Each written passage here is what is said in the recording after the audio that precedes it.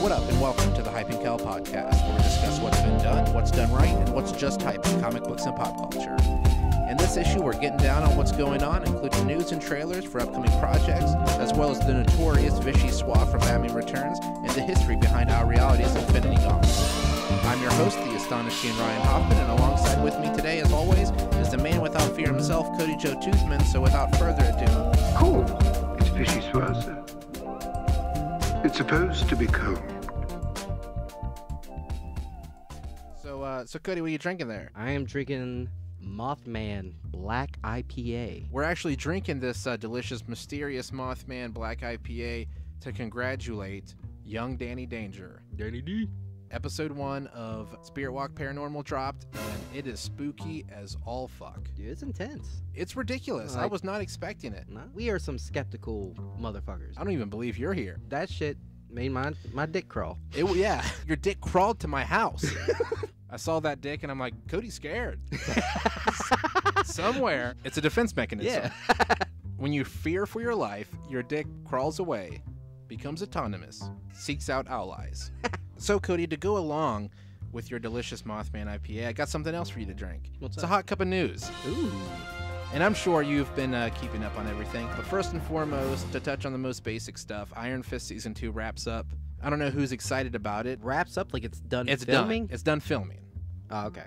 Yeah, which I don't care. So yeah, this is expected to pick up after The Defenders. Daredevil is presumed dead in the series. That was a part of the news. I really don't know how important that is to the storyline, other than the fact you would imagine by the end of the Defenders, he would be like, maybe someone else should be the Iron Fist, because this blind guy keeps kicking the shit out of me. Iron Fist Season 1, I didn't finish it. I couldn't finish it. I tried. That was the real fight. It was following some juggernauts, man. I mean, Season 1 and 2 of Daredevil are great. Season 1 of Jessica Jones is great. Luke Cage, pretty good. Maybe it's good, but in comparison to the rest of Marvel's Netflix, I just didn't feel like it was up to par. There was no excuse for it, especially when you have AMC making Into the Badlands. Mm-hmm. That show was trash. Yeah, so Iron Fist Season 2 wraps up, and I'd like you to guess who DJ'd the after party. Really? Yeah, DJ Khaled?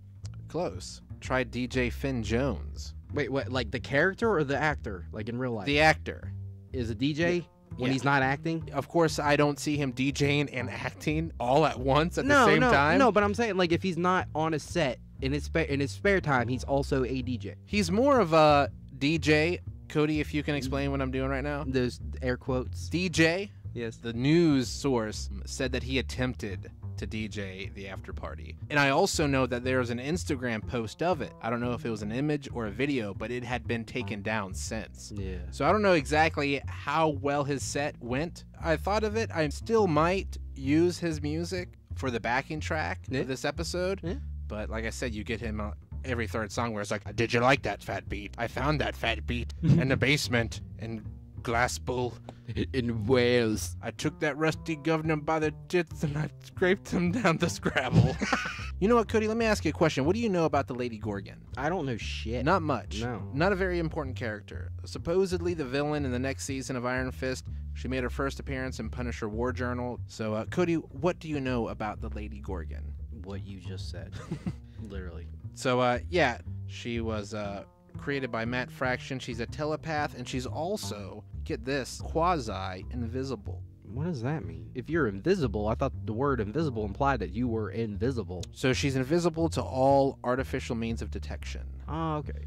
So, And- like, you know, and like people? surveillance, radar, Like, can people see her? thermal. Yeah, Okay, but she just can't be detected yeah. in any way. Okay. She's detectless, That's cool, I guess. I suppose. So here's another bit of news that you might enjoy.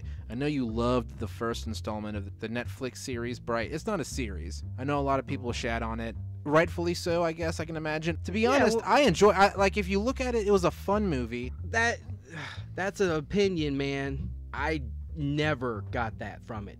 I was annoyed and just flabbergasted by that movie, man. That movie was Suicide Squad redone. The same director, same everything. I got the same vibe, except it was a tad bit more boring. I think. Yeah, I don't know why I fucking liked it, man. I liked it. I mean, it's a matter of opinion. I mean, I like shit a lot of people don't like. I think the reason I liked it so much is because, I'm not a huge fan of magic. No. I'm not really a big fan of orcs and elves and dragons and demons, crystal balls, cauldrons and such, spooky witches, cobwebs. I'm not really a big fan of that entire corner of nerddom. So throughout the entirety of the movie, I thought that they were going to spring up at any moment. He's the chosen one, and he was going to whip out some magic. But that didn't happen. I think the reason I liked it so much is because I was kind of expecting what I hate the most, and it never happened. Yeah. So yeah, Bright 2, it's coming back to Netflix, but Max Landis was replaced with Evan Spiliotopoulos, the writer for the live-action Beauty and the Beast movie. My favorite part about this entire news article is it gives me the chance to talk about Max Landis. Max Landis is a screenwriter. Professional douchebag. Yeah, it is said that Lex Luthor in Batman vs. Superman is modeled after Max Landis, the screenwriter.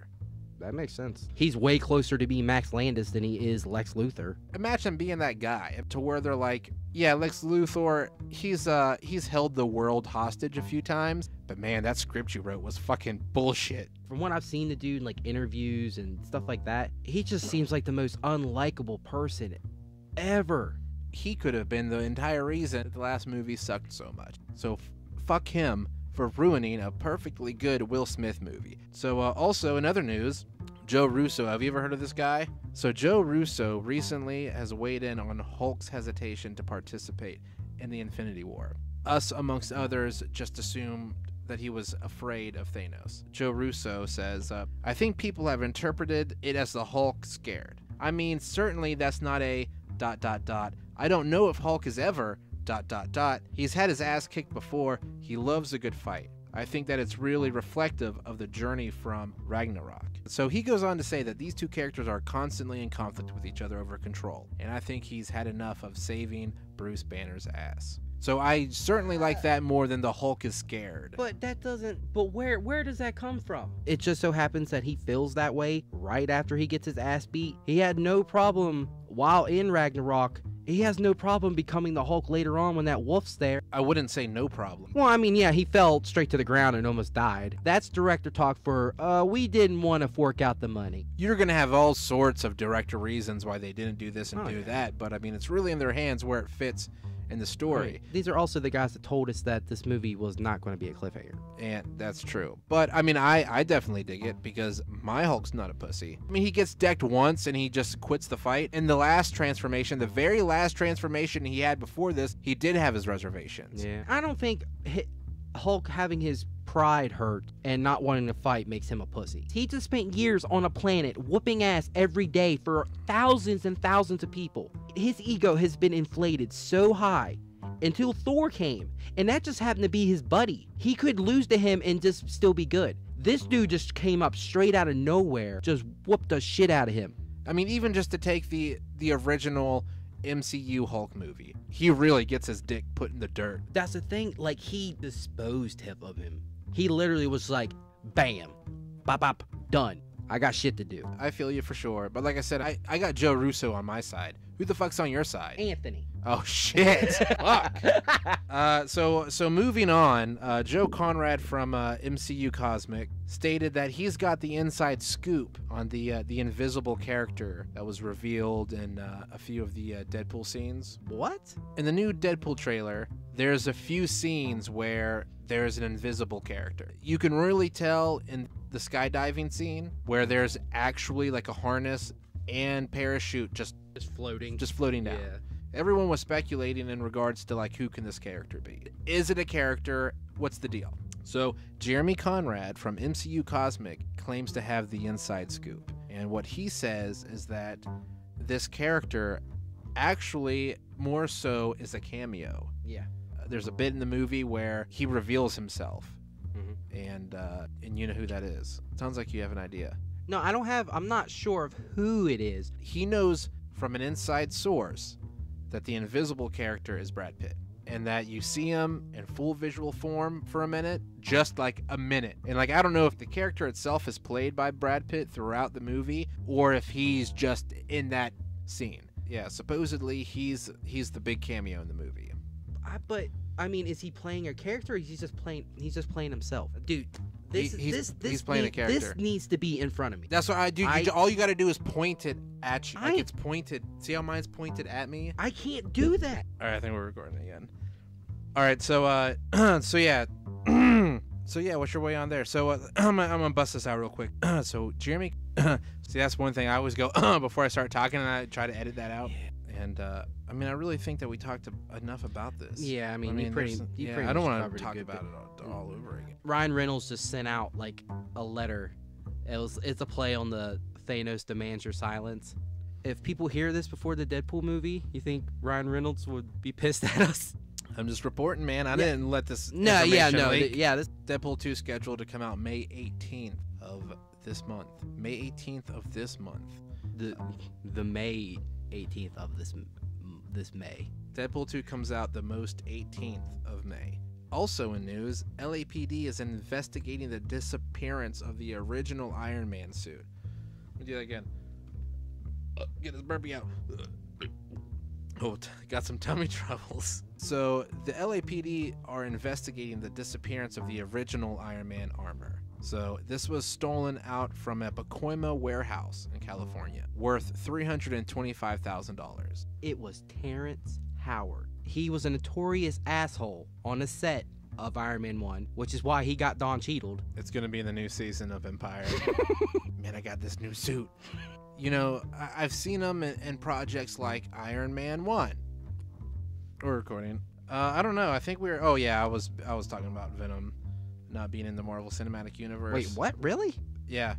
So either Joe Russo, Anthony Russo, one of the Russos, Paul Russo, Maria Russo, the mom... The Russo family. They actually... So not they, one real person. One actual individual came out to say that the Venom movie most definitely does not take place within the Marvel Cinematic Universe. But the Netflix heroes do. Their shit ain't cinematic. Their shit is streaming. They're in the MSU. So if anything, they kind of occupy their own corner of like the Marvel continuity when it comes to live action. Why can't you just be straight up with it? Be like, no, he's not. I mean, that's what they're saying. We know that shit takes place somewhere. We'll just have to wait and see, man. We'll have to wait and fucking see. I would love to see Tom Holland in that movie for no reason whatsoever, other than Spider-Man exists in this other universe, this pocket dimension where there are no Avengers, and there's only Tom Holland and Venom. Yeah. Dude, watching Infinity War, when Spider-Man shows up, when what is the big dude's name? Corbin Dallas. Corbin. I got no fire, Corbin. No, Black Dwarf. Call Obsidian. Hey, kid, where did you come from? The future. His voice sounds weird. That Spider-Man is from Avengers 4. That is a parallel universe Spider-Man. He shows up, and then when he goes chasing after Doctor Strange, he somehow goes a different direction, and then the Peter Parker that jumped out of the school bus, he's going straight for the Q-ship, and then the Spider-Man that got sucked up with Doctor Strange was the future Spider-Man. I know this is very stupid. I'm on board, man. But I'm on fucking board with it. Yeah, we heard it first on the Hype and Cowl. I was looking at his hands and shit. Like, he's got one of those little devices on. Well, speaking of Marvel characters that aren't particularly Marvel cinematically, are you familiar with Wolverine: The Long Night? I am not. So Wolverine: The Long Night is actually a Marvel podcast, but it's an actual like performance podcast where there's like a soundscape and actors. Are they like recreating like stories? Like it's an original story. This is the first time they've done something like this since 1974 with the Fantastic Four radio serial. For one, I haven't listened to it. I've attempted to sign up for a 1-month free subscription to listen to at least one of the episodes, and I haven't really been able to do it. I myself haven't listened to it. You know what? Yeah, so Wolverine: The Long Night, I've listened to the entire thing. I love it. So good. Wait, what? Let me start this whole thing over. So Wolverine: The Long Night, which is a joint project between Marvel New Media and Stitcher, the podcast network. It's a pretty dope podcast. I've never listened to it. No, that's not the story. The story is that they just recorded the finale of Wolverine the Long Night, which is everything that you've ever wanted. It's everything I've ever wanted. It's everything that I already said it was. Yeah. That's tight. It sounds like back in the day when they did radio shows, like you said, like serials and stuff. You could bring those back because, I mean, Orson Welles, he did The Day the Earth Stood Still. He did that over the radio, and people legit thought the Earth was being invaded by aliens. They did not know that he was putting on a show. Like, people legit started jumping out their windows. That's good storytelling. People were so enthralled that they thought the Earth was being invaded. Like, you can't do that with movies. You can only do that with a radio show or a podcast show. You know when you just want to listen to a movie. So let's get into some trailers real quick before we get into anything that's more interesting. What do you... Hold on a second. What? Hold on a second, everyone. All right, Cody. Okay. You got it? Make sure. I don't know why. Like, I'm scared to breathe when we're trying to like do this. Good. You should be. What? So, Cody, what do you know about the new trailers that be dropping? I know they're dropping. Luke Cage Season 2. Yeah. Looks good? Looks better? Yeah, I think so. I definitely agree. I liked Luke Cage, but the one thing that I like the most about Luke Cage is the music. The music, yeah. Music played a good part in the first season. And, like, they show a band playing in this trailer for the second. And, I mean, that's part of the formula these days, man. You write your shit around your soundtrack. The first season had Method Man. Yeah, Method Man. Jadena. And one thing that also needs to be discussed is the use of Ante Up in this trailer. What do you mean? The song. Really? Yeah. I mean, what about, it's in the trailer. Yeah, but I know, but I mean, what are you saying about it? Fake niggas, get the fuck out and hold on to your shit. You know what I mean? Fun flex, one time for your motherfucking mind. What? If I ever have a set of twins, I'm gonna name them Blau and Blanca. Take names off, take things off, take chains off, take things off. Place list is yap, they came off, and everything off. How do we transition out of being as pumped for Ante Up? Returning characters, Black Mariah, Shades, because they've kind of been kicking around the idea of who is this guy. I thought he got killed. Or is he a guy? I don't know. Any more thoughts on Luke Cage? Looks dope. So Ant-Man and the Wasp. What do you think of the trailers that have been coming out for that? I think they look pretty fun. I like the first one. A lot of people talk shit on the first one. I think the first one's fine. Like, I don't think it's nothing like crazy, but it's okay. We also get a look at Bill Foster, who we all know to be Goliath. Black Goliath, more so. Yeah. And I will always call him Black Goliath, forever. Yeah. Regardless. Black Goliath forever. What makes him so famous is that he was probably the most well-known death of Civil War within the superhero community. Really? Yeah, he was the one... More than Cap? We could say that the death of Cap happened after Civil War. Bill Foster, he's the one that Ragnarok kills. The Thor clone. Yeah. I remember there being a 2-page spread of them using, like, backhoes to dig him a humongous grave. He died big as fuck, and then he didn't revert back down to his regular size. Yeah. So I'm gonna hit you with some trivia. Are you ready for this? Me? Yeah. Oh, okay. All right, let's do this. I'm ready. Can you name 3 famous Hanks in the Marvel Universe? Hank Pym, Hank McCoy, You're running out of time. Henry. There's time? You didn't tell me there's time. Shit, I don't have all fucking night. I'm blanking, dude. I don't got it. Well, you are correct. There's only 2? There's only 2. I knew it. Trick question. Congratulations, Cody. Ding, ding, ding. We have the Ghost as the villain. That's fun. The thing about the Ghost is he doesn't really have a secret identity. Like, no one knows who he is, and that's because he's so good at hacking. I am completely unaware of who the Ghost is other than from what I've seen in this trailer. And, I mean, it's a woman. No. He was just a guy. So, Cody, have you seen this new Predator trailer? I have. Now, didn't Shane Black do the last Predator movie? Like, Predators? I thought that he worked on a Predator movie before he did Iron Man 3. Okay, well, what I do know, I don't know if he was on Predators, but he is from the original Predator. Like, he's from OG 1987 Predator. Shane Black. Yeah, Shane Black played the character Hawkins, which he was just one of the lackeys in the group of soldiers. Like, you had Arnold, you had Carl Weathers, Apollo Creed, you had Jesse Ventura, wrestler, governor of Minnesota. Hawkins was one of the other couple dudes. That was Shane Black. And after Predator, he started writing movies. He wrote Lethal Weapon. He wrote all the Lethal Weapon, and a bunch of other action movies. What's cool is because Shane Black went from starring in the original Predator to being the writer of the remake. Like, that's never happened. Bill and Ted's coming back. I saw that.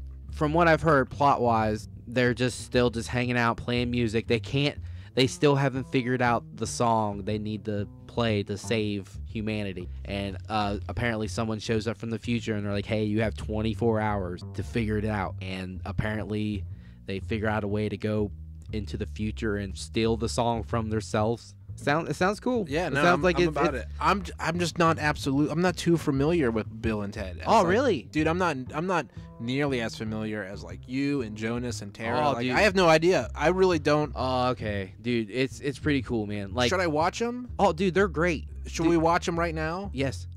All right, everyone, we're back. Wow. Wow, those movies, they're really something else. They are. And they're making another one. Fantastic. They're good. If you were to cast Kevin Bacon in the Marvel Cinematic Universe, who would you cast him as? Adam Warlock. Oh, that's almost perfect. If not Matthew McConaughey. I was thinking Eros. Oh, Thanos' brother? Yeah, dude, he's got the hair and the little... Ooh. He's got like sexy powers too. Like he can like persuade you sexually. Really? Yeah. Ooh. Yeah. Cody also has that power. I got a question for you. I'm just going to jump into this question, and I'm sure you're going to be wrong. This next trivia question is, how does Bruce Wayne, a.k.a. Batman, a.k.a. the Dark Knight, Yes. a.k.a. the world's greatest detective, how does he like his steak? I don't know where you're going with this. I know you're leading me into something. How does he like his steak prepared? How does he like his steak cooked? You know how when you order... Medium rare.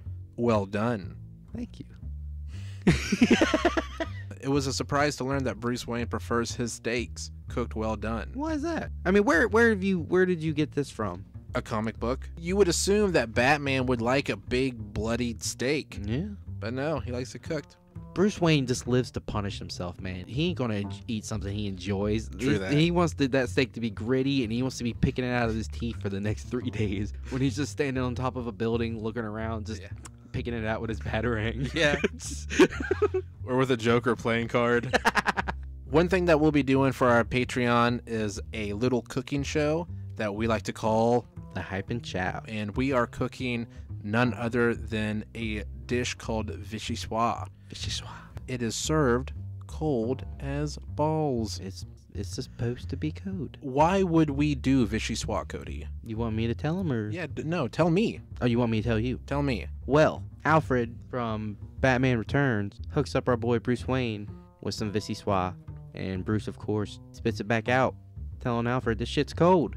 And Alfred just lays the facts on him. He's like, Master Wayne, that shit's supposed to be cold. This is what's interesting about it, is that its origin is in France, ? New York, ? Julia Child, the famous chef and food author, she goes on record to say that it's truly an American invention. And this is why. Louis Diat, chef at the Ritz-Carlton, he came up with the dish based on a creamy onion leek soup that his mother used to make. And in the summertime, when it was hot as balls, him and his brother would put milk in it, making it a little creamier and cooling it down. Cody, what I'm telling you is that he essentially modified an existing recipe. Yeah. He just took a soup that was hot and cooled it down. He cooled it down, and then he named it. And he actually named it after his hometown of Vichy. And soie means soup. Is that French? It is. Okay. But I don't know if that's actually French for soup. So, yeah, make sure you coin us. Flip a tip. Yeah, no. Kick a tip. So, yeah, kick us some titties. Literally, $1 will get you this content. Yeah. Yeah, Hype and Cowl. It's going to be off the hook. Cooking up a storm. So, Cody, finally, we've reached the end of our show and our last segment. Recently, I had posted a picture of a relic of significance that bared a strong resemblance to the Infinity Gauntlet. Yeah. It had the gems. If you haven't seen it, go look at it. Why good. am I explaining this shit to you? So, would you like to take a guess as to what it might be, Cody? I think it looks like some kind of Catholic heirloom shit. I don't know. It looks Catholic or medieval, like medieval Catholic shit. That image that I posted was actually an image of the hand of Saint Teresa, also known as the doctor of the church. The actual hand is located in Iglesia de Nuestra Señora de la Merced, and this church resides in Ronda, Spain. Saint Teresa was known as a visionary. She had fucking visions of the future, the past, alternate timeline. Also, she was the innovator of personal prayer. Before her, people were reciting prayer out loud. These pre-written, pre-arranged prayers, the Lord's Prayer, Satan's Prayer, the Daily Prayer. She worked as a news editor for the Daily Prayer. So we already know that she's got abilities of her own. Yeah. And we'll get back into that. Yeah. So the hand itself, it's casted in silver and fitted with precious stones. Well, the hand itself was actually stolen from the convent in 1937 by Francisco Franco. You know who that is, motherfucker? He was a famous military dictator between 1934 and 1975. You knew this. Oh, damn. You know that. I of course. He slept with it beside his bed until he died. When they found his body, he was clasping it to his face.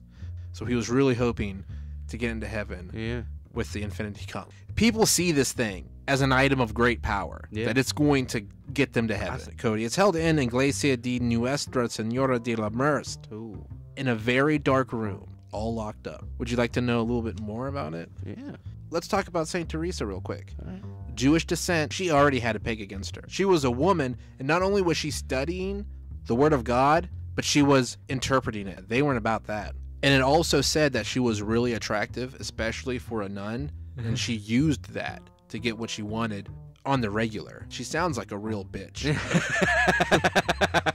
Now here's where it gets real as fuck. She was known to be able to talk to God. She had visions, and it was said that she could levitate. Talking to God, reality stone, levitation, space stone, like, it gets crazy, man. Personally, I think it gets crazier than her talking to God and levitating. Yeah. And all that wild shit. When she died, her body was buried immediately because they knew some shit like this was going to happen. And then the body was taken to Avila, where she was originally from, and it was immediately like disinterred several times. Yeah. Like, I got it down here. If we want to piece this bitch back together, I got the locations. Her remains were known to be fantastically preserved. Her arm is at the convent where she died. Her jawbone, it gets weird. I just want you to imagine this, Cody. Imagine reaching your fingers into the mouth of a corpse, a nun nonetheless, and just ripping off her bottom jaw. Even her cheek is in Madrid. It doesn't specify cheekbone. I really think they just like sliced it off. Yeah. Sliced off a chunk of face. There's a ringed finger in Avila, and her heart is kept carefully preserved in a reliquary in Alba. Some pretty crazy shit, man. Yeah, dude, and it's crazy because, I mean, they kissed this thing, and there's a dead lady's hand inside of it. It was really rough tracking down facts for this thing. Yeah. Until I included the word severed in the search, and that just opened it right the fuck up. Pretty cool story, though. No, yeah, that's what I'm saying. That's crazy. That's intense. So that's the story of our Earth's infinity gauntlet. It's crazy how much her hand looks like the infinity gauntlet. Yeah. You see it and you immediately think that one has to be inspired by the other. Like, except it has an extra little rivet in the palm. Our reality has 7 stones. That's what's up.